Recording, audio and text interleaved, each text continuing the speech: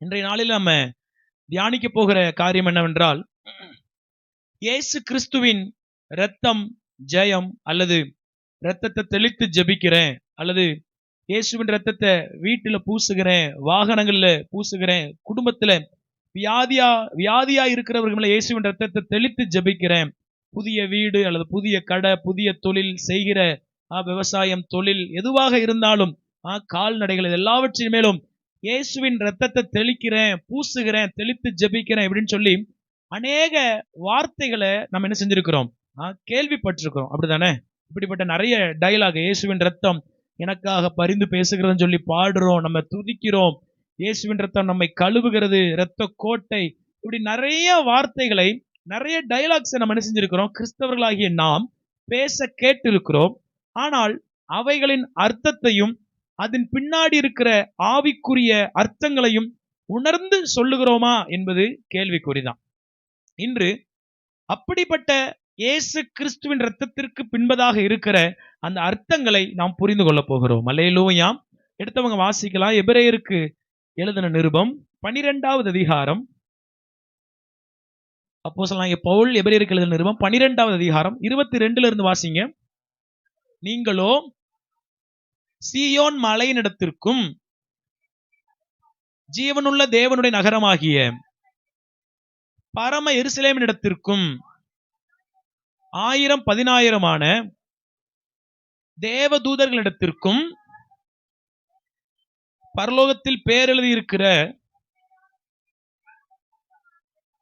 முதற் பேரானவர்களின் சர்வ சங்கமாகிய சபையினிடத்திற்கும் யாவருக்கும் நியாயாதிபதியாகிய தேவனிடத்திற்கும் பூரணராக்கப்பட்ட நீதிமான்களுடைய ஆவிகளினிடத்திற்கும் புதிய உடன்படிக்கையின் மத்தியஸ்தராகிய இயேசுவினிடத்திற்கும் ஆபேலினுடைய ரத்தம் பேசினதை பார்க்கிலும் நன்மையானவைகளை பேசுகிற இரத்தமாகிய தெளிக்கப்படும் இரத்தத்தினிடத்திற்கும் வந்து சேர்ந்தீர்கள். இந்த இடத்துல ஒரு 7 ஆவிக்குரிய ஆசீர்வாதத்திற்குள்ள நாம வந்து சேர்ந்திருக்கிறோம் அப்படின்னு சொல்லி சொல்லப்பட்டிருக்கிறது. 7க்கும் அநேக அர்த்தங்கள் உண்டு. இன்னைக்கு நாம எந்த காரியத்தை பார்க்க போகிறோம்னா, கடைசியா வாசித்த ஆபேலினுடைய ரத்தம் பேசினதை பார்க்கிலும் நன்மையானவைகளை பேசுகிற இரத்தமாகிய தெளிக்கப்படுகிற இரத்தத்தினிடத்திற்கு வந்து சேர்ந்தீர்கள். தெளிக்கப்படும் இரத்தம். இன்னைக்கு நம்ம இந்த தலைப்பின் கீழாக தியானிக்க போகிறோம். தெளிக்கப்படும் இரத்தம் அப்படின்னா என்ன பாஸ்டர்? சீயோன் மலை, பரிசுத்தவான்கள் சங்கம், இப்படி ஒவ்வொன்றுக்கும் அர்த்தம் இருக்கிற மாதிரி இந்த தெளிக்கப்படும் இரத்தம் என்றால் இதனுடைய பின்னணியத்தை நாம தெரிந்து கொள்ள வேண்டும். தெளிக்கப்படும் இரத்தம் என்றால் பழைய ஏற்பாட்டு நாட்கள்ல ஆசரிப்பு கூடாரம் என்று ஒன்று இருந்தது. ஆசரிப்பு கூடாரத்துக்கு வெளிப்பிரகாரம் என்று சொல்லுவாங்க, அல்லது வெளிப்புறம்.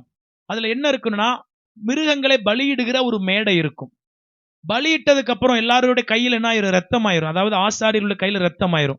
அப்போ ஆலயத்துக்குள்ள போகணும்னா, அங்க ஊழியம் செய்யணும்னா கையை கழுவிட்டு தானே செய்யணும். அப்போ கழுவுறதுக்கு ஒரு தொட்டி, ஒரு பேசின் இருக்கும். உள்ள போன உடனே வலது பக்கத்துல ஒரு மேஜையில 5 அப்பங்களா 6 அப்பங்களா மறந்துட்டேன், 12 அப்பங்கள் நினைக்கிறேன். 12 அப்பங்கள் வைக்கப்பட்டிருக்கும். இடது பக்கம் ஒரு குத்து விளக்கு இருக்கும். நாம பார்க்கிற குத்து விளக்குல உங்களுக்கு இமேஜ்ல காட்டியிருக்கிறேன். ஒரு தண்டு வரும். அந்த தண்டுல இந்த பக்கம் 3 அகல்கள் இருக்கும், இந்த பக்கம் 3, நடுவில் 1 இருக்கும். மொத்தம் 7 குத்து விளக்கு என்ன செய்யும்? இருக்கும். ஸ்ட்ரைட்டா அப்படி உள்ள போனீங்கன்னா அங்க ஒரு மேடை இருக்கும். அதுல கங்கு இருக்கும். அந்த கங்குல ஒரு பொடியை போட்ட உடனே வாசனை என்ன செய்யும்? அப்புறம் ஒரு திரை இருக்கும். திரைக்கு உள்ள உடன்படிக்கை பெட்டி இருக்கும். பெட்டிக்கு மேல 2 ரெக்கையை விரிச்சுக்கிட்டு இருந்த மாதிரி ஒரு கேருபின் இப்படி பார்த்து கொண்டு இருக்கும். இன்னொரு கேருபின் ரெக்கையை விரித்து கொண்டு இப்படி என்ன செய்யும்? பார்த்து கொண்டு இருக்கும். எதை பார்த்து கொண்டு இருக்கிறது அப்படின்னு கவனிச்சீங்கன்னா, பெட்டிக்குள்ள ஏதோ இருக்கு. அது அந்த கேருபின் என்ன செய்யுது? பார்க்குது. கேருபின் என்றால் கர்த்தருடைய கண்கள் என்ற அர்த்தம். அல்லது கேருபின்கள் பார்க்குது அப்படின்னா கர்த்தர் பார்க்கிறார் என்று அர்த்தம். சரிங்களா? இப்ப கேருபின்கள் எதை பார்க்கிறது? பெட்டிக்குள்ள இருக்கிறத பார்க்குது. பெட்டிக்குள்ள என்ன இருக்கு? எபிரேயர் 9:4 வாசிப்போம். எபிரேயர் 9:4. அதிலே பொன்னால் செய்த தூப கலசமும் பொற்தகடு ஆம் உடன் இருந்தன. அந்த பெட்டியிலே எல்லாரும் சொல்லுங்க, மன்னா வைக்கப்பட்ட ஒரு பாத்திரம், அடுத்து ஆரோனுடைய தளிர்த்த கோல், கற்பலகைகள், 10 கட்டளைகள் இருந்த கற்பலைகள். பெட்டிக்குள்ள 3 காரியம் இருக்கு. என்னது? மன்னா, ஆரோனுடைய துளிர்த்த கோல், அப்புறம் கற்பலகை. இந்த 3க்கும் ஏன் ஆண்டவர் உள்ள வைத்து இந்த கேருபீன்கள் அதையே பார்த்துக்கிட்டு இருக்குன்னா, இந்த 3க்கு ஒரு அர்த்தம் இருக்கு. மன்னா என்பது எதை குறிக்கிறது என்றால் ஜனங்களுடைய முறுமுறுப்பை குறிக்கிறது. மன்னா என்றால் என்ன? அதாவது அது கர்த்தருடைய வார்த்தையை குறிக்கிறது. அது இன்னொரு இடத்துல. ஆனா பெட்டிக்குள்ள வைக்கும் பொழுது என்ன அர்த்தம் ஆகிறது? ஜனங்கள் எனக்கு விரோதமாக முறுமுறுத்தார்கள், நான் அவ்வளவு போஷித்தும், தூதர்கள் உண்கிற உணவை கொடுத்து நான் போஷித்தும் ஜனங்கள் என்ன செஞ்சுட்டாங்க? என்னச்சி இது எங்க வாய்க்கு அருவருப்பா இருக்கு, ஒரே மண்ணா தானா? அப்போ மண்ணாங்கிறது முறுமுறுப்பை குறிக்கிறது. இரண்டாவது, ஆரோனுடைய கோல் எதை குறிக்கிறது என்றால் ஜனங்கள் ஏன் என்னுடைய தலைமைத்துவத்தையே மறுதலித்து விட்டார்கள். ஆரோன் மூலமா மட்டும்தான் ஆண்டவர் பேசுவாரா? மோசே மூலமா மட்டும்தான் ஆண்டவர் பேசுவாரா? ஏன் எங்க மூலமா பேச மாட்டாரா? ஆரோனை மட்டும்தான் ஆண்டவர் அழைத்தாரா? வேதவசனம் சொல்லுகிறது ஆரோனை போல ஒருத்தன் அழைக்கப்பட்டால் ஒழிய இந்த கனமான ஊழியத்துக்கு என்ன செய்ய முடியாது. அப்போ ஆரோனை ஆண்டவர் தான் அழைத்தாரு. அப்போ கோல்ங்கிறது எதை குறிக்கிறதுனா மறுதலிப்பு. மண்ணான்னா முறுமுறுப்பு, கோல்னா மறுதலிக்கிறது. கற்பலகைகள் எதை குறிக்கிறது என்றால் ஜனங்களுடைய கீழ்ப்படியாமை. முறுமுறுப்பு, மறுதலிப்பு, கீழ்ப்படியாமை. உலகத்துல இந்த 3 பாவத்துக்குள்ளதான் எல்லாமே வரும். கீழ்ப்படியாமை. உலகத்துல வந்த முதல் பாவம் என்னது? கீழ்ப்படியாமை. ஆண்டவர் சொன்னார், அந்த நன்மை தீமை அறியத்தக்க விருட்சத்தின் கனி என்ன செய்யக்கூடாது? புசிக்க கூடாது. ஏவாள் கீழ்ப்படியாம வஞ்சிக்கப்பட்டு செய்து விட்டாள். 10 கட்டளைகள், அந்த 10க்குமே இஸ்ரவேலர்கள் என்ன செய்யல? கீழ்ப்படியல. எதை செய்யக்கூடாதுன்னு ஆண்டவர் சொன்னாரோ அதைத்தான் செய்தாங்க. அப்போ கீழ்ப்படியாமை, மறுதலிக்கிறது, முறுமுறுப்பு. இந்த ஆர்டர்ல சொன்னா ஃபர்ஸ்ட் கீழ்ப்படியாமை வருகிறது, இரண்டாவது மறுதலிக்கிறது வருகிறது, மூணாவது முறுமுறுப்பு. இப்போ அந்த 3ஐயும் பார்த்தா நமக்கு எது ஞாபகம் வருதுன்னா இஸ்ரவேல் ஜனங்கள் செய்த குற்றம், மறுதலிப்பு, கீழ்ப்படியாமை ஞாபகம் வருகிறது. இந்த 2 கேருபீன்களும் பெட்டிக்குள்ள இருக்கிற அந்த 3 என்ன செஞ்சுக்கிட்டு இருக்காங்க? பார்த்துக்கிட்டு இருக்காங்க. தேவன் நம்முடைய குற்றத்தை பார்த்தா என்ன ஆகும்? நமக்கு ஆசீர்வாதமே. அப்படிதானங்க. அவர் பாவத்தை பாராத சுத்த கண்ணர். கேருபீன்கள் இதைத்தான் பார்த்து கொண்டிருக்கிறது. அந்த வாசிங்க லேவியராகமம் 16வது அதிகாரம் 2வது வசனம் வாசிங்க. லேவியராகமம் 16:2. கிருபாசனத்தின் மேல் ஒரு மேகத்தில் நான் காணப்படுவேன், ஆதலால் போதும். கிருபாசனத்தின் மேல் ஒரு மேகத்துல நான் என்ன செய்வேனா? நல்லா கவனிங்க. பெட்டிக்கு மேல ஒரு மூடி, அந்த மூடி மேல 2 ரெக்கையை விரிச்சுக்கிட்டு கேருபீன்கள் 2 என்ன செய்யுது? அந்த பார்க்கிற இடத்தின் பேர் தான் கிருபாசனம். சரிங்களா? அந்த 2 கேருபீன்களுடைய கண்கள் பாக்குது பாத்தீங்களா? அந்த சென்டர் பாயிண்ட் பேர் தான் கிருபாசனம். இப்போ இந்த இடத்துல என்ன நடக்குதா? லேவியராகமம் 16வது அதிகாரம் 14வது வசனம் வாசிங்க. தெளிக்கப்படும் ரத்தம்னா என்ன? லேவியராகமம் கொஞ்சம் எடுத்து கீழ்ப்புறமாக நின்று அந்த இரத்தத்துல விரல முக்கி அந்த கிருபாசனத்தின் மேல் போதும். நல்லா கவனிங்க. என்ன பாருங்க, இப்போ இந்த கேருபீன்கள் 3 காரியத்தை பார்த்து கொண்டே இருக்கிறது. முறுமுறுப்பு, மறுதலிப்பு, கீழ்ப்படியாமை. இதை பார்க்கிற வரைக்கும் இப்போ நீங்க ஆசாசையா ஒரு கண்ணாடி வாங்கியிருக்கிறீங்க, கூலிங் கிளாஸ் வாங்கியிருக்கிறீங்க. சரிங்களா? இப்போ உங்க கூலிங் கிளாஸ நீங்க வீட்டுல வளர்த்த ஒரு நாய் கடிச்சு உடைச்சிருச்சு, அல்லது உங்களுக்கு பிடிச்ச ஒரு ட்ரெஸ், அந்த ட்ரெஸ் 3000 ரூபாய், உங்களுக்கு பிடிச்ச ஒரு செருப்பு, அந்த செருப்பு 500 ரூபாய், உங்க நாய் ட்ரெஸ்ஸை கிழிச்சிருச்சு, அல்லது அந்த செருப்பு என்ன செஞ்சிருச்சு? பிச்சிருச்சு. இப்போ கோவம் வந்து நாயை ரப்பு ரப்புன்னு அடிச்சிட்டீங்க, டென்ஷன்ல நாயை உரிச்சிட்டீங்க, அன்னையோட முடிஞ்சிருச்சு. அடுத்த நாள் அந்த பிஞ்ச செருப்பை பார்க்கும்போது உங்களுக்கு என்ன தோணும்? அதை பார்க்கும் போதுல நாய் மேல கோவம் வருமா வராதா? பிஞ்ச கண்ணாடியை பார்க்கும்போது நாய் மேல கோவம் வருமா வராதா? பிஞ்ச சேலையை பார்க்கும்போது நாய் மேல கோவம் வருமா வராதா? ஆமா பாஸ், என் பிள்ளைய பார்க்கும்போது அந்த நாய் மேலதான் கோவம். சிலர் குடும்பத்துல பார்த்தா சிலர் குடும்பத்துல டென்ஷன் என்ன வருது? இந்த 3ஐயும் பார்க்கும்போது இஸ்ரவேல் ஜனங்கள் மேல தேவனுடைய கோபம் என்ன செய்யும்? வரும். மன்னாவை பார்க்க இஸ்ரவேல் ஜனங்களை செவுட்லயே இழுக்கணும் போல இருக்கும். கோலை பார்க்க என்னையாடா மறுதளிச்சிங்கன்னு சொல்லி ஆண்டவருக்கு எப்படி இருக்கும்? கற்பலகையை பார்க்கும்போது இன்னைக்கு கீழ்ப்படியலன்னு சொல்லி இந்த 3மே தேவன் கோபப்படுறாருன்னா என்ன அர்த்தம்? ஆசீர்வாதமே கிடையாது. சாபம் தான். இப்ப என்ன நடக்குது? காளையினுடைய ரத்தத்தை விரல்ல முக்கி கேருபீன்கள் பார்க்கிற அந்த இடத்துல என்ன செய்வாங்களாம்? தெளிக்கும் பொழுது கேருபீன்களுடைய கண்கள் முதலாவது எதைத்தான் பார்க்கும்? எதை பார்க்கும்? ரத்தம். ரத்தத்தை தாண்டி தான் கீழே இருக்கிற மூணை என்ன செய்யணும்?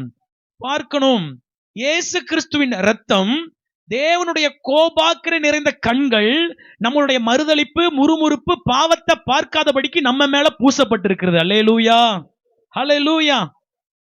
இதுதான் இயேசுவின் ரத்தம் தெளிக்கப்படுதல். தெளிக்கப்படுகிற ரத்தம்னா தேவனுடைய கோபம் நிறைந்த கண்கள். நாம முறுமுறுத்தோம், மறுதளித்தோம், கீழ்ப்படியில, இந்த மூணுமே நம்மகிட்ட இருக்கா? யாருமே இல்லைன்னு சொல்ல முடியாது. நம்ம முறுமுறுக்கிறோம், மறுதளிக்கிறோம், கீழ்ப்படியாம இருக்கிறோம். இந்த 3 நாள நமக்கு சாபம் வராதபடிக்கு கர்த்தருடைய கோப அக்கினி நம்மளை பட்சித்து விடாதபடிக்கு காக்கிறது இயேசு கிறிஸ்துவின் ரத்தம். அல்லேலூயா. இதைத்தான் ரத்தம் செய்யுது. இதைத்தான் ரத்தம் நமக்கு நம்ம லைஃப்ல செய்யுது. ஆமென். நம்முடைய பாவங்கள், மறுதலிப்புகள், முறுமுறுப்புகள் இவைகளினால் தேவனுடைய கோபம் உண்டாகாதபடிக்கு இயேசு கிறிஸ்துவின் ரத்தம் நமக்காக தெளிக்கப்பட்டது. ஆமென். அப்படியே பாஸ்டர் எப்படி சொல்றீங்க? எடுத்தவங்க வாசிங்க. எபிரேயர் 9:12 வாசிங்க. வெள்ளாட்டுக்கடா, இளங்காளை இவைகளுடைய ரத்தத்தினாலே அல்ல, தம்முடைய சொந்த ரத்தத்தினாலும் ஒரே தரம் மகா பரிசுத்த ஸ்தலத்துக்குள்ள அந்த பெட்டி இருக்கு, பிரவேசித்து நித்திய மீட்பை எப்படி உண்டு பண்ணினாராம்? அந்த கிருபாசனத்திலே தம்முடைய ரத்தத்தை சிந்தி, இனி இவனுடைய மீறுதலை பார்க்காதீங்கப்பா, இனி இவனுடைய கீழ்ப்படியாமைய பார்க்காதீங்கப்பா, இனி இவனுடைய மறுதலிப்பை பார்க்காதீங்கப்பா, இவனுடைய முறுமுறுப்பை பார்க்காதீங்கப்பா அப்படின்னு சொல்லி அவருடைய ரத்தம் என் மேல சிந்தப்பட்டதினாலே நீங்களும் நானும் இப்ப சரியான பாதையில போய் கொண்டிருக்கிறோம். அல்லேலூயா. சரியான பாதை என்ன பாஸ்டர்? பாவத்திற்கு நேராக போய் கொண்டிருந்த நாம் இப்பொழுது பரலோகத்தை நோக்கி போய் கொண்டிருக்கிறோம். ஆமென். நித்திய மீட்பு. லேவியராகமம் 16:14 மறுபடி வாசிங்க. 16:14 எடுத்து நின்று தெளித்து எடுத்து தெளிக்க கடவன். இந்த காரியம் எதற்காக செய்யப்படுதுன்னா, காளையின் ரத்தம் ஆரோனுக்காக. காளையின் ரத்தம் யாருக்காக? இப்ப 15வது வசனம் வாசிங்க.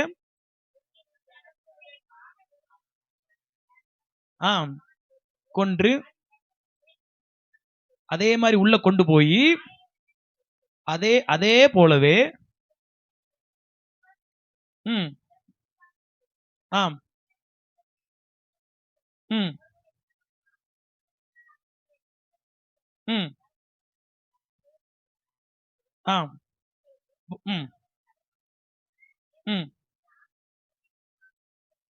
கடவன். போதும். காளைங்கிறது ஆரோனுக்காக, வெள்ளாட்டு கடாங்கிறது ஜனங்களுக்காக. அல்லேலூயா.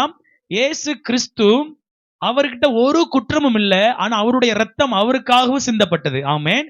இயேசு கிறிஸ்துவின் ரத்தம் அவருக்காக மாத்திரமல்ல நமக்காகவும் சிந்தப்பட்டது. தனக்கு போகத்தான் தானமும் தர்மமும். முதலாவது இயேசு தமக்காக பலியானார். அவருடைய ஜபங்கள் கேட்கப்பட்டது. அவர் தேவனோடு இணைக்கப்பட்டார். அவர் தேவனோடு உறவாடினார். அவர் தேவனோடு மகிமைப்படுத்தப்பட்டார். அவருக்காக அவர் மரித்தார். இரண்டாவது நமக்காக இயேசு மரித்தார். ஆமென். அல்லேலூயா. அவரும் மகிமை அடைந்தார், நம்மையும் மகிமைப்படுத்தினார். ஆமென். அவர் ஃபுல் சார்ஜ் ஆனாரு, நம்மளையும் மறுபடி சார்ஜ் ஆக்குனாரு. அல்லேலூயா.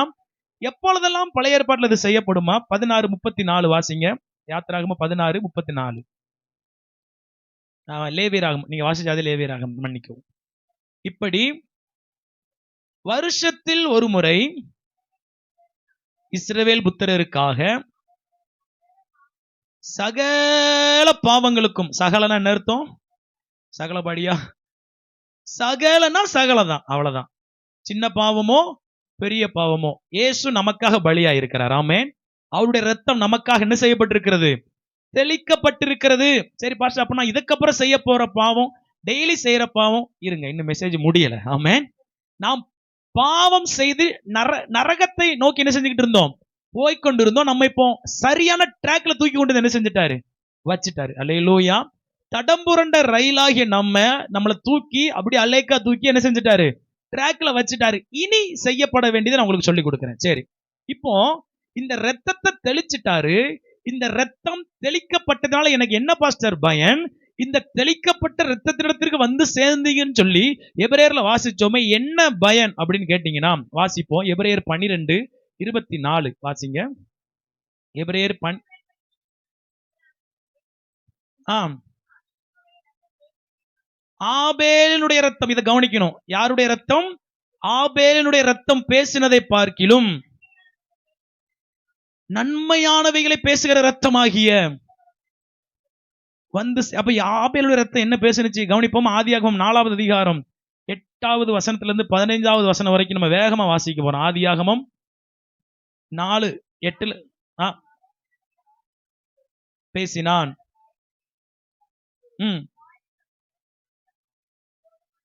எழும்பி கொலை செய்தான். 10வது வசனம் வாசிங்க. ஆம், உன் சகோதரனுடைய ரத்தத்தின் சத்தம். அப்போ ஆபேலுடைய ரத்தம் என்ன செய்தான்? பூமியிலிருந்து என்ன கொன்னுட்டான் ஆண்டவரே, என்ன செஞ்சுட்டான்? கொன்னுட்டான்னு பூமியில இருந்து தேவனை நோக்கி என்ன செய்தான்? கூப்பிடுதான். இதனால என்ன நடந்துச்சு? அடுத்த வசனம் வாசிங்க. வாங்கிக் கொள்ள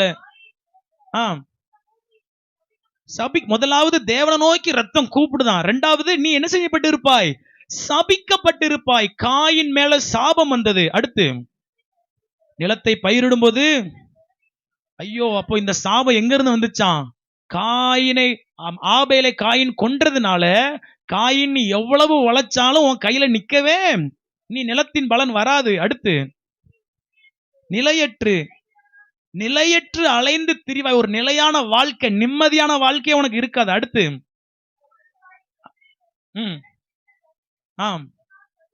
முடியாது, போதும், என்னை துரத்து விடுகிறீர். தேவனுடைய சமூகத்துல ஆண்டவர் என்ன செய்யறாரு? அப்போ 5 சாபம் தேவனை நோக்கி அது என்ன செஞ்சதாம்? கூப்பிட்டதாம். பூமியில் காயினுக்கு சாபம் வந்ததாம்.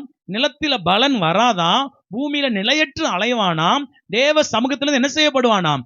துரத்தப்படுவானா. இப்போ ஆபேலுடைய ரத்தம் நெகட்டிவா பேசுது. ஆபேலுடைய ரத்தம் எப்படி பேசுது?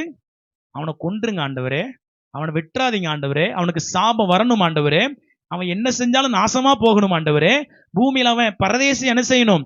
அலையணும் ஆண்டவர், உங்க சமூகத்துல அவன் இருக்கவே கூடாது. ஆண்டவர் அப்படியே கேட்டு காயினை தெரு தெருவா அலைவிட்டார். அவனுக்கு சாபம் வந்தது. இப்போ ஏசப்பாவுடைய ரத்தம் ஆபேலுடைய ரத்தத்தை மாதிரி பேசாதான், அதை காட்டிலும் நன்மையானவைகளை பேசுமா. அப்ப இதை அப்படி நன்மையா மாத்துவோமா? முதலாவது, இயேசுவின் ரத்தம் என்ன செய்கிறது தெரியுமா? இயேசு கிறிஸ்துவின் ரத்தத்தை நாம தெளிக்கும் பொழுது, நம்ம மேல தெளிக்கப்படும் பொழுது, கர்த்தர் நமக்குள்ள இருந்து அந்த ரத்தம் இயேசுவை நோக்கி கூப்பிடுகிறது. அல்லேலூயா. இயேசுவின் ரத்தம் எனக்குள்ள இருந்து தேவனை நோக்கி கூப்பிடுகிறது. எப்படி கூப்பிடுது? அப்பா, என் பிள்ளைக்கு உதவி செய்யுங்க. அப்பா, என் மகனுக்கு உதவி செய்யுங்க. அப்பா, என் மகன் என் ரத்தத்தை அவன் விசுவாசிக்கிறான், அவன் பாவத்தை கழுவுங்க. அங்கு ஆபேலுடைய ரத்தம் காயினுடைய பாவத்தை விட்டுறாதீங்கன்னு சொன்னது. ஆனா புதிய ஏற்பாட்டுல இயேசுவின் ரத்தம், இவனை விட்டுருங்கப்பா, இவன் நீதிமானுப்பா, இவன் கழுவப்படட்டுமாம் என்று சொல்லி எனக்காக பேசி கொண்டிருக்கிறது. அல்லேலூயா. இயேசுவின் ரத்தத்தை நாம தெளிக்கும் பொழுது அனுதினம் என்ன செய்யணும்? தெளிக்கணும். ஆமே. இப்ப லேவியராகமம் 14 மறுபடியும் வாசிங்க. இன்னொரு காரியத்தை கற்றுக் கொடுக்கிறேன். லேவியராகமம் 16:14 எடுத்து நின்று கிருபாசனத்தின் மேல் தெளிப்பது இயேசுவின் வேலை. யார் வேலை? கிருபாசனத்தின் மேல் தெளிப்பது ஏசப்பா செஞ்சுட்டாரு. தடம் புரண்ட ரயில தூக்கி என்ன செஞ்சுட்டாரு? இப்போ அடுத்து என்ன செய்யணுமா? கிருபாசனத்தின் மேல் தெளித்து எடுத்து கிருபாசனத்துக்கு முன்பதாக 7 தரம். 7 என்றால் என்ன? பரிபூரணம் அல்லது பூரணம். 7ன்னா பர்ஃபெக்ஷன். வாரத்தில் எத்தனை நாள் இருக்கு? அப்ப 7 நாளும் இயேசு தெளிக்க மாட்டார். நீங்க தான் என்ன செய்யணும்? உங்க மேல தெளிக்கணும். இயேசு கிறிஸ்துவின் ரத்தத்தை காலையில் இருந்து சொல்லுங்க, என் குடும்பத்தின் மேல என்ன செய்யறேன்? தெளிக்கிறேன்னு சொல்லுங்க. அந்த ரத்தம் இங்க இருந்து அவரை கூப்பிடுவாங்க குடும்பத்துக்காக. அல்லேலூயா. இயேசுவின் ரத்தத்தை என் வேலையின் மேல தெளிக்கிறேன்னு சொல்லுங்க. உங்க வேலை சார்பா இயேசுவின் ரத்தம் தேவனை நோக்கி கூப்பிடும். ஆமேன். இயேசு கிறிஸ்துவின் ரத்தம், அந்த லைன் பரலோகத்துக்கு டக்குன்னு அடிக்கிற லைன். குவாலிட்டியான கால். இயேசுவின் ரத்தம் சொல்லி ஜெபித்து பாருங்க, உங்க கால் டப்புன்னு போகும். ஆமேன். இதுவரைக்கும் இயேசுவின் ரத்தம் ஜெயம் உங்களுக்கு தெரியாம இருந்திருக்கலாம். இனி சொல்லுங்க, இயேசுவின் ரத்தம். ஏன் ஜெயம்? எனக்காக தெளிக்கப்பட்ட ரத்தம். ஆமேன். எனக்காக தேவனை நோக்கி கூப்பிடுகிற ரத்தம். சங்கீதம் 50:15 வாசிக்கிறோம். ஆபத்து காலத்தில் என்னை நோக்கி கூப்பிடு, நான் உன்னை விடுவிப்பேன். ஆபத்து காலத்துல என் ரத்தத்தை தெளித்து கூப்பிடுப்பா, அந்த கால் கட்டை ஆகாது. அல்லேலூயா. இங்க இருந்து கால் பண்ணா திடீர்னு டவர் கிடைக்காம கால் என்ன செஞ்சிருது, கட் ஆயிருது. நம்ம எரேமியா 33 வாசிக்கிறேன், என்னை நோக்கி கூப்பிடு, அப்பொழுது நீ அறியாததும் உனக்கு எட்டாததுமான பெரிய காரியங்கள் என்ன செய்வேன். எப்படி கூப்பிடணும்? இயேசுவின் ரத்தத்தை தெளித்து நீங்க கூப்பிடும் பொழுது. ஆமென். அதற்காகத்தான் ஜெபிக்க உட்காரும் பொழுது முதலாவது இயேசுவின் ரத்தத்தை நம்ம என்ன செய்யறோம். இயேசுவே உம் ரத்தத்தினால என்ன செய்யுங்க, பரிசுத்தப்படுத்துங்க. இயேசுவின் ரத்தத்தை அனுதினமும் தெளிக்கணும். உங்க பிள்ளைய பேரை சொல்லி தெளிக்கணும், சபை பேரை சொல்லி தெளிக்கணும், ஒட்டநத்தம் பேரை சொல்லி தெளிக்கணும், உங்க விவசாய இடத்தை பேரை சொல்லி என்ன செய்யணும், உங்க உழைப்பை சொல்லி தெளிக்கணும் இயேசுவின் நாமத்துல. ஹல்லேலூயா. இரண்டாவது எப்படி நன்மையாக மாறுது? காயினுக்கு சாபம் வந்தது, நமக்கோ அந்த ரத்தம் நன்மையானவைகளை பேசுகிறதுனால சாபம் ஆசீர்வாதமாக மாறினது. ஹல்லேலூயா. சாபம் ஆசீர்வாதமாக மாறுகிறது. என்ன ஆசீர்வாதம் பாஸ்டர்? ஆபிரகாமுக்கு உண்டான அந்த 7 ஆசீர்வாதங்களும் நமக்கு கொடுக்கப்பட்டிருக்கிறது. ஆமென். ஆதியாகமம் 12வது அதிகாரம் 2-3 வசனத்தை வாசிக்கிறோம். கர்த்தர் பெரிய ஜாதியாக்கி நம்மை ஆசீர்வதித்து பேரை பெருமைப்படுத்தி ஆசீர்வாதமான வாய்க்காலாக மாற்றி ஆசீர்வதிக்கிறவர்களை ஆசீர்வதித்து சபிக்கிறவர்களை சபித்து என் மூலமா கிறிஸ்துவின் சந்ததியை இந்த பூமியில எழுப்புவார். ஆமென். இதை செய்யற வரைக்கும் இயேசுவின் ரத்தம் ஓயவே ஓயாது. அல்லேலூயா. அப்போ இயேசுவின் ரத்தத்தை நான் விசுவாசிக்கிறேன், அதை தெளிக்கிறேன். அந்த ரத்தத்தை என் குடும்பத்து மேல, என் சிரசின் மேல, என் கண்கள்ல, என் குடும்பத்துல, என் வாகனத்துல, என் வாழ்க்கையில, என் சபையில நான் தெளிக்கிறேன்னு ஜெபித்து பாருங்க. விசுவாசித்தால் நீ தேவனுடைய மகிமையை காண்பாய். அல்லேலூயா. நீங்க அப்படி ஜெபித்து பாருங்க, ரத்தம் உங்க சாபத்தை ஆசீர்வாதமா மாத்திரும். அல்லேலூயா. ஆமென். மூணாவது, காயினுக்கு என்ன சாபம்? நிலத்தின் பலன் வராது. நிலத்தின் பலன் என்ன செய்யாது, வராது. ஆனா ரத்தம் நமக்காக நன்மையா பேசுச்சுன்னா நிலம் பலனை கொடுக்கும். ஆமென். நீங்க விவசாயம் செஞ்சு, நேற்று ஒருத்தவங்க சொன்னாங்க போன வருஷம் விவசாயம் நல்ல அடி அப்படின்னு சொன்னாங்க. நான் சொல்றேன், இன்னைக்கு இந்த வசனத்தை அப்படியே எடுத்து அப்ளை பண்ணுங்க. நான் உளுந்து போட்டா அது மேல இயேசுவின் ரத்தத்தை தெளிக்கிறேன். நான் மக்காச்சோளம் விதைத்தா இயேசுவின் ரத்தத்தை தெளிக்கிறேன். நான் கடலை பருப்போ என்னதோ எதை போட்டாலும் இயேசுவின் ரத்தத்தை என்ன செய்கிறேன், தெளிக்கிறேன். அப்படி இதை லிட்டரலா நீங்க விசுவாசித்து பாருங்க, கர்த்தர் உங்க நிலத்துல நல்ல பலனை கொடுப்பார். அல்லேலூயா. சங்கீதம் 107:37 வாசிங்க. சங்கீதம் 107:37.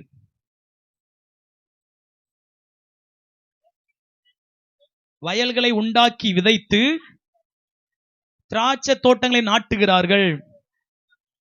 வரத்துள்ள பலன் ஆங்கிலத்தில் வருகிறது அபண்டன்ட் ஹார்வெஸ்ட். அதாவது எண்ணுக்கடங்காத அறுவடையா. இயேசுவின் ரத்தம் என்ன செஞ்சிருமா, எண்ணுக்கடங்காத அறுவடையை கொடுக்குமா? எத்தனை பேர் விசுவாசிக்கிறீங்க? அல்லேலூயா. உங்க வேலைய பேரை சொல்லி இயேசுவின் ரத்தத்தை என்ன செய்கிறேன், தெளித்து ஜெபிக்கிறேன். ஆண்டவரே, இந்த மெசேஜ் அப்படி சொல்லியே நீங்க ஜெபிக்கணும். ஆண்டவரே, உங்க ரத்தம் இங்க இருந்து அங்க கூப்பிடும். அல்லேலூயா. இரண்டாவது, உங்க ரத்தம் என் சாபத்தை ஆசீர்வாதமா, அது உங்க முன்னோர் சாபமோ, உங்க பெத்தவங்க சாபமோ, உங்க சாபமோ எப்படி வந்தது எனக்கு கவலை இல்லை. இயேசுவின் ரத்தம் எல்லா சாபங்களையும் முறிக்கும். ஆமென். மூணாவது, உங்க கையின் பிரயாசத்துல ஒரு வரத்துள்ள பலனை கொடுக்கும். சிலர் உழைப்பாங்க, ஆனா உழைப்பின் பலனை பிசாசத்தின் திருடிடுவான். ஒருத்தங்க இப்படியாக சாட்சி சொன்னாங்க. அவங்க ஒரு நவாப்பழ மரம் வைத்திருந்தாங்களாம். அவங்களுடைய வேலையா அதுல வர்ற பழத்தை எடுத்து என்ன செய்வாங்களாம், விற்பாங்களாம். அவ்வளவு நாள் கனி கொடுக்காத நவாப்பழம் இந்த கர்த்தரை குறித்து, அவருடைய ராஜ்யத்தை குறித்து அவரை விசுவாசித்ததுனால அவங்களுடைய மரத்துல கிட்டத்தட்ட ஒரு நாளைக்கு 15 கிலோ நவா பழங்கள் விழுமா. எத்தனை கிலோ? 3 மணி நேரம். அதை பிறக்கிறதுக்கே 3 மணி நேரம் ஆகுமா. அதை 3 மணி நேரம் பிறக்கி 15 கிலோ அதை வித்து அவ்வளவு அவங்க சாட்சி சொல்றாங்க, ஆசீர்வாதமா இருக்கேன் அப்படின்னு சொல்றாங்க. வரத்துள்ள பலன் இதுதான். ஆமென். ஒரு மரத்துல 15 கிலோ கொடுத்த தேவன் இன்று உயிருள்ளவராய் இருக்கிறார். உங்களுக்கு செய்வார், எனக்கும் செய்வார். ஆமென். அல்லேலூயா. நம்ம ஊழியம் செய்யறோம், நம்முடைய உழைப்புல கர்த்தர் வரத்துள்ள பலனை கொடுப்பாரு. வருகிற நாட்களில இயேசுவின் இரத்தத்தினாலே சபைகள் பெருகும். ஆமென். சபை பெருகாது, சபைகள் பெருகும். அல்லேலூயா. என்னைக்கோ கிருபை நல்ல சமாரியின் சபையில இருந்து நான் வெளியே வந்துட்டேன். என்ன சொல்றீங்க பாஸ்டர்?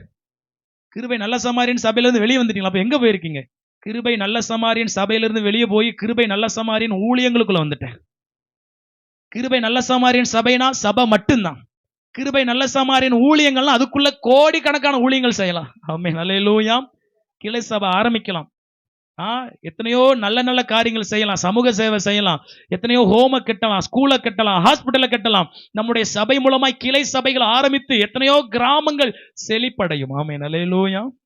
இப்ப கேட்க பிரமிப்பா தான் இருக்கும், நடக்கும்போது அது சொப்பனம் காண்கிறது போல இருக்கும். அல்லேலூயா.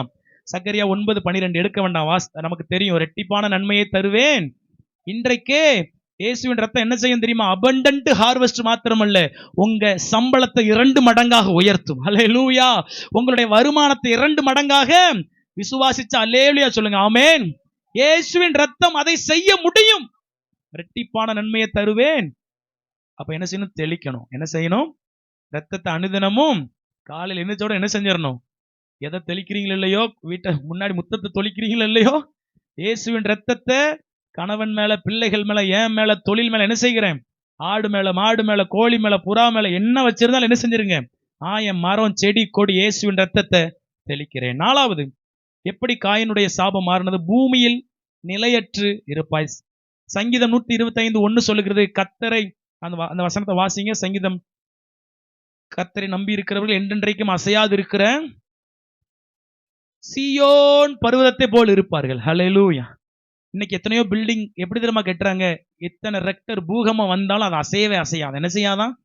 சில பூகம்பங்கள் வந்தாலும் அசையாத பில்டிங்கே இருக்குமானா?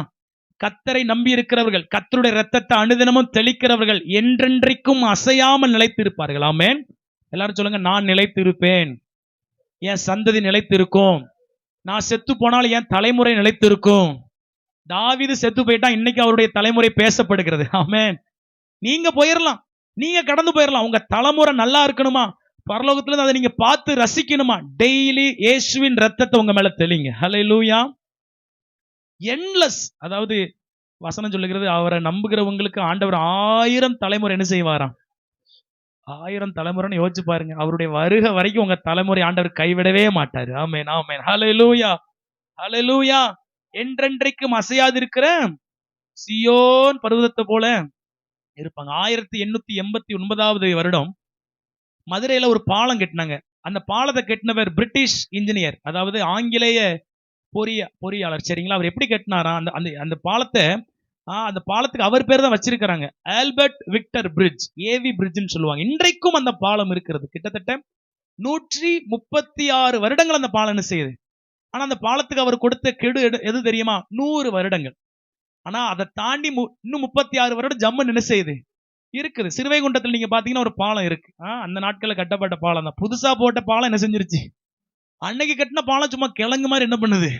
எங்க மனிதன் கட்டின ஒரு பாலம், பிரிட்டிஷ்காரன் கட்டின ஒரு பாலம் அசையாம நிற்கும்னா, கர்த்தர் சொல்லுகிறார், நான் உனக்கு ஒரு வீட்டை கட்டுவேன். ஆமென். வீடுனா நீங்க பாக்குற கல்லு மண்ணை வச்சு கட்டுற வீடு இல்ல. வீடுனா சந்ததி. நான் உன் சந்ததியை கட்டுவேன். எப்பொழுது கட்டுவேன்? என் ரத்தத்தை விசுவாசித்து ஓமேல நீ தெளித்துக்கொள், ஓமேல பூசிக்கொள், அப்பொழுது நான் உன் சந்ததியை கட்டுவேன். அல்லேலூயா. நிலைத்திருப்பேன். எல்லாரும் சொல்லுங்க, நான் நிலைத்திருப்பேன்.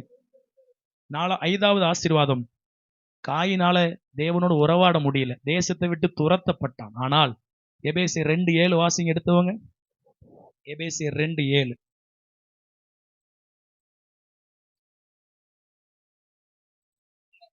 கிறிஸ்து இயேசுவுக்குள் நம்மை அவரோட கூட எழுப்பி உன்னதங்களிலே அவரோடு கூட உட்காரும்படி செய்தார். அல்லேலூயா. யாரோட உட்காரும்படி செய்தாராம்? நீங்க இப்ப நடந்து போயிட்டு இருக்கீங்க, கலெக்டர் ஆபீஸ் கிட்ட போயிட்டு இருக்கும், திடீர்னு ஒருத்தர், ஒரு பியூன் ஓடி வந்து, ஐயா ஐயா உங்களை கலெக்டர் கூப்பிட்டாரு, அம்மா அம்மா, சரவணம்மா உங்களை கலெக்டர் என்ன செய்யறாரு கூப்பிட்டாரு. அவர்கிட்ட ஒரு சேர் போட்டு, சிஸ்டர் நல்லா இருக்கீங்களா, எப்படி இருக்கீங்க, உங்களை பார்த்தல சந்தோஷம், அப்படி கலெக்டர் பேசினா உங்களுக்கு எப்படி இருக்கும்? ஐயா ஒரு போட்டோ எடுத்துக்கிட்டுமா, எங்க ஊர்ல நிறைய ஆளுக்கு இருக்காங்க, பாரு பாரு நல்லா பாரு, இந்த போட்டோ என்ன செஞ்சுட்டு போயிருவேன், எடுத்துட்டு போய் காட்டி பாரு கலெக்டர் கிட்ட நான் என்ன செஞ்சிருக்கிறேன். அப்பா கலெக்டர் கிட்ட உட்காந்து அவ்வளோ ஒரு மகிழ்ச்சி. என் ஃப்ரெண்ட் ஒருத்தன் ஏர்போர்ட்ல வேலை செய்யறான். ஏர்போர்ட்னா உங்களுக்கு தெரியும், நடிகர்கள் வருவாங்க, நடிகைகள் என்ன செய்வாங்க, அவன் வேலையே அஜித், விஜய், விஜய் சேதுபதி, சூர்யா, இப்படிப்பட்ட ஆளெல்லாம் என்ன செஞ்சிருவான், அண்ணன் ஒரு செல்ஃபின்னு சொல்லிக்கிட்டு அவங்களும் ஓகேன்றவாங்க, என்ன முடியாதுன்னு சொல்ல போறாங்க, செல்ஃபி எடுத்து ஒரு போட்டோ எடுத்து அவன் ஃபேஸ்புக்கில் என்ன செஞ்சிருவான். அவன் வேலையே நடிகைகள் நடிகர்கள் வரும்போது டக்குன்னு போட்டோ, பாத்தியா நான் விஜய் கிட்ட நிக்கிறேன், பாத்தியா அஜித் கிட்ட நிக்கிறேன், பாத்தியா நான் சூர்யா கிட்ட நிக்கிறேன். அது அவனுக்கு ஒரு பெருமை. வசனம் சொல்லுது, உன்னதங்களிலே ஜீவனுள்ள தேவன், சர்வத்தையும் படைத்தவர், சர்வ வல்லமையுள்ள தேவன் அவரோடு உங்களை உட்கார வைத்திருக்கிறார். ஹல்லேலூயா. காயினுக்கு அந்த பாக்கியம் கிடைக்கல, ஆனா எனக்கு கிடைச்சது. ஏன் தெரியுமா? இயேசு கிறிஸ்துவின் இரத்தத்தினாலே நான் அவரோடு கூட உட்கார்ந்து இருக்கிறேன். ஹல்லேலூயா. இயேசுவின் ரத்தம் உங்களையும் என்னையும் அவரோடு கூட உட்கார வைக்கும். அந்த அளவுக்கு உங்களை டியூன் பண்ணி உங்களை மாத்தி கொண்டு போயிடும். ஆமென் சொல்லுங்க. ஹல்லேலூயா. எபிரேயர் 4:15-16 வாசிங்க. எபிரேயர் 4:15-16. நம்முடைய பலவீனங்களை குறித்து பரிதபிக்க கூடாத, நமக்கு இராமல் சோதிக்கப்பட்டும் இருக்கிறார். ஆதலால் நாம் இரக்கத்தை பெறவும் ஏற்ற சமயத்தில் சகாயம் செய்யவும் கிருபையை அடையவும் தைரியமாய் கிருபாசன தண்டையிலே. கிருபாசன தண்டனா என்னது? இயேசுவின் ரத்தம் தெளிக்கப்பட்ட இடம், கிருபையின் இடம். புரியுற மாதிரி சொல்லட்டா? கிருபாசன தண்டைக்கு சேர்றதுன்னா அப்பாவின் மடியில போய் ஏறி உட்கார்றது. ஹல்லேலூயா. ஒரு பையன் ஒரு நாயை துரத்திட்டு இருந்தான். சின்ன பையன் கல்ல கொண்டு என்ன செஞ்சுட்டு இருந்தான்? துரத்திக்கிட்டு இருந்தான். திடீர்னு அந்த நாய் ஓன்னு என்ன செஞ்சிருச்சு? அதை பார்த்தோன்னு கல்ல போட்டு அப்பா கிட்ட என்ன செஞ்சுட்டான்? அப்பா அவனை தூக்கி இப்படி தோல்ல வச்ச உடனே அவனுக்கு திருப்பி தைரியம் வந்துருச்சு. நாயை பார்த்து அப்படிங்க. அந்த தைரியம் கீழே இருக்கும்போது என்ன செய்யல? வரல. நாயை பார்த்து அப்பாப்பான்னு ஓடி வந்தான். அப்பா தூக்கி தோல்ல வச்ச உடனே நாயை பார்த்து அவனுக்கு என்ன வந்துருச்சு? ஒரு வேகம். ஏன் வந்தது? ஏன்னா அவன் அப்பாவினுடைய தோல்ல இருக்கான். ஹல்லேலூயா.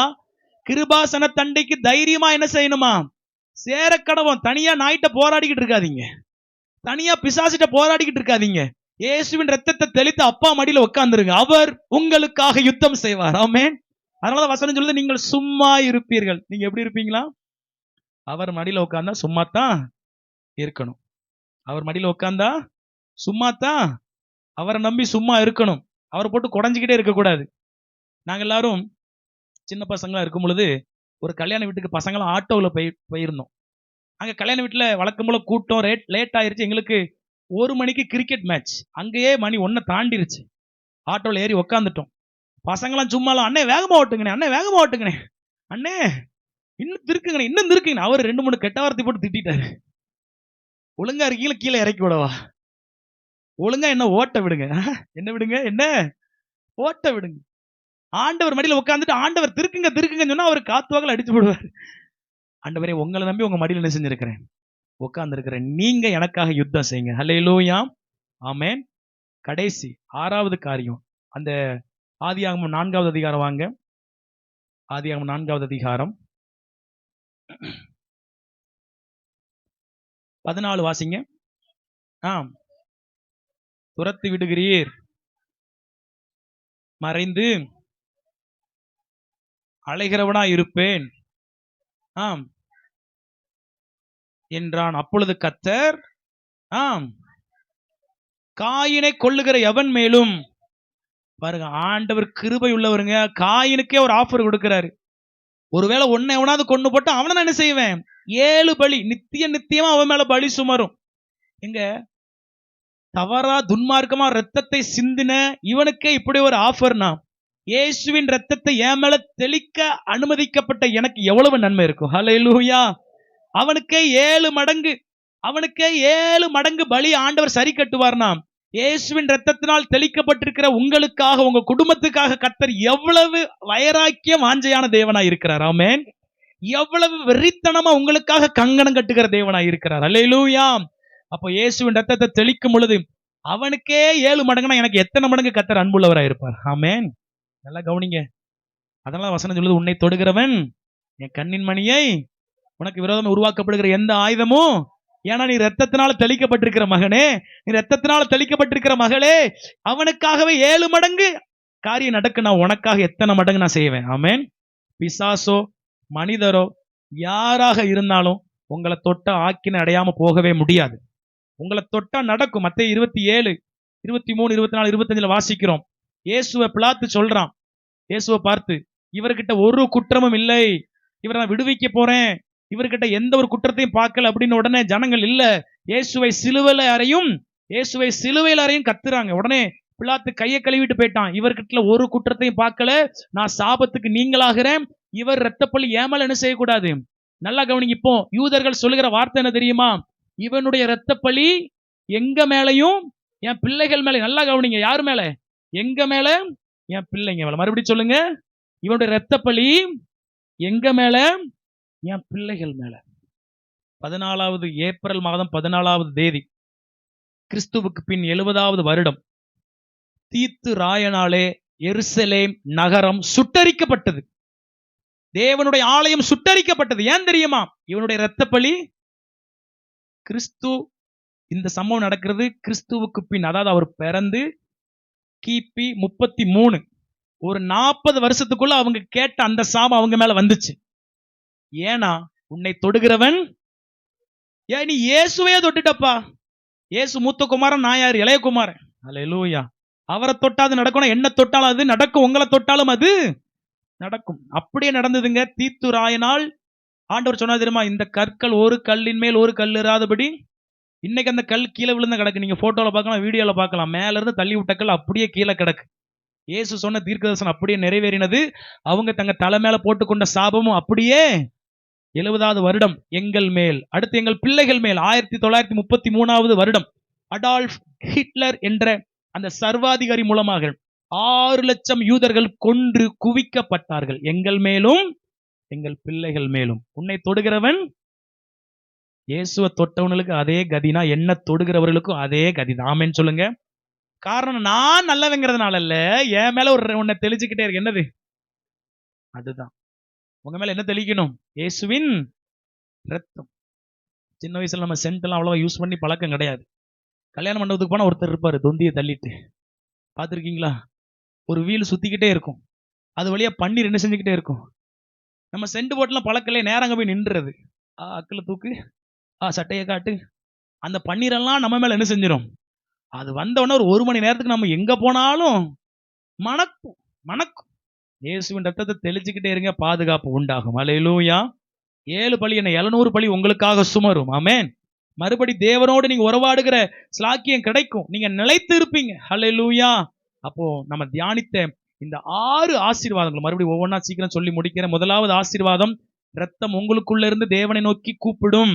2வது சாபம் ஆசீர்வாதமாக மாறும். 3வது நிலத்தில பலன் வரும். உங்க உழைப்பு ஆசீர்வதிக்கப்படும், இரட்டிப்பான பலன் வரும். 4வது நீங்க நிலைச்சிருப்பீங்க, உங்க குடும்பம் நிலைச்சிருக்கும், உங்க சந்ததியே நிலைச்சிருக்கும். 5வது மறுபடி தேவனோடு நீங்க என்ன செய்வீங்க? உறவாடுவீங்க, அவர் மடியில போய் உட்காருவீங்க. 6வது உங்களை தொடுகிறவன் அவருடைய கண்ணின் மணியை தொடுகிறான். அல்லேலூயா. அன்னைக்கு ஒரு வீடியோ பார்த்துக்கிட்டு இருந்தேன். ஒருத்தன், ஒரு பைத்தியக்காரன், ஒரு ட்ரெயின் மேல ஏறி மேல போற லைன் என்ன செஞ்சுட்டான்? பிடிச்ச உடனே அடுத்த செகண்ட்ல சாம்பல் ஆயிட்டான். என்ன ஆயிட்டான்? ஒரு இப்படி ஆன ஆளு கறிக்கட்டையா மாறிட்டான். அந்த வயர் அப்படி கலண்டு வந்து என்னையாட தொடுறேன், அப்படி திரும்பி ஒண்ணு அடிக்கல. அந்த வயர் அப்படியே தான் இருந்துச்சு. இவன் அந்த வயரை தொட்டோன்னு இவன் தான் செத்தான ஒழிய வயர் ஒண்ணுமே என்ன செய்யல. அந்த வயர் இறங்கி வந்து அடிக்கல, ஆனா வயருக்குள்ள இருக்கிற அந்த வல்லமை அவனை அடித்தது. புரியுறதா நான் சொல்றது? நீங்க போய் ஒருத்தனை அடிக்க கூடாது, உங்களுக்குள்ள இருக்கிற அபிஷேகம் உங்களுக்காக யுத்தம் செய்யணும். ஆமென். உங்களை பத்தி யாராவது எங்கேயாவது பேசினா அல்லது உங்களுக்கு விரோதமா யாராவது ஏதாவது சொன்னா நீங்க கம்முன்னு இருங்க. நீங்க சும்மா நின்று அவர் உங்களுக்கு தருகிற ரட்சிப்பு என்ன செய்யணும்? உங்க அபிஷேகத்தை தொட்டா நீங்க போய் சண்டை போடக்கூடாது, அபிஷேகம் உங்களுக்காக சண்டை போடணும். அல்லேலூயா. பக்கத்துல சொல்லுங்க, நீங்க சும்மா இருங்க.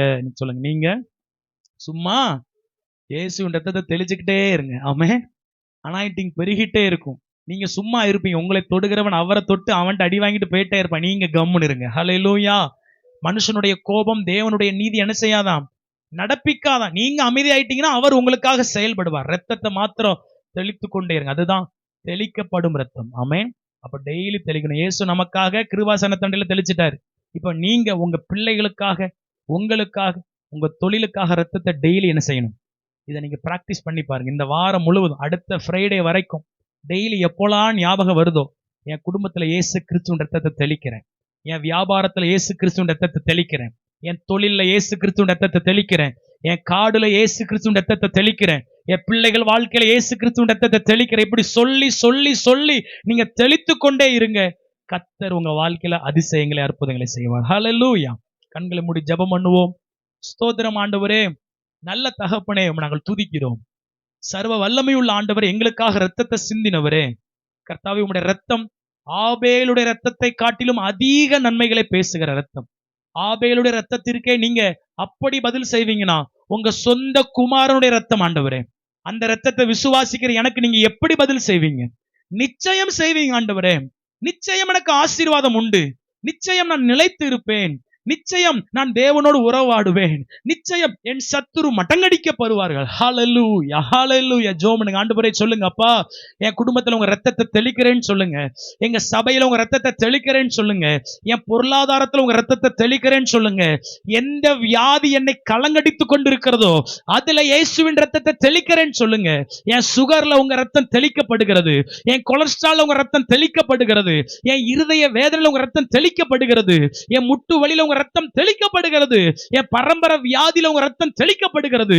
என் சாபத்துல, என் பாவத்துல, என் குடும்ப நஷ்டத்துல, கஷ்டத்துல இயேசுவின் ரத்தம் தெளிக்கப்படுகிறது. ஹல்லேலூயா, ஹல்லேலூயா. நன்றி ஆண்டவரே. தேவனே உமக்கு ஸ்தோத்திரம். உம்முடைய சத்தியம் அது மகா உண்மை உள்ளது ஆண்டவரே. உம்முடைய ரத்தத்தை வருடந்தோறும் தெளித்த இஸ்ரவேலர்கள் அவ்வளவு ஆசீர்வாதமானவர்களாக இருந்தாங்கப்பா. நாங்களும் அதை தெளிக்கணும். எங்க மேல தெளிக்கணும். அனுதினமும் இயேசுவின் ரத்தத்தை தெளிக்கணும். கர்த்தாவே, இனி ஒவ்வொரு வார்த்தைக்கு எங்களுக்கு அர்த்தம் புரியும் ஆண்டவரே. இயேசுவின் ரத்தம் ஜெயம் ஆண்டவரே.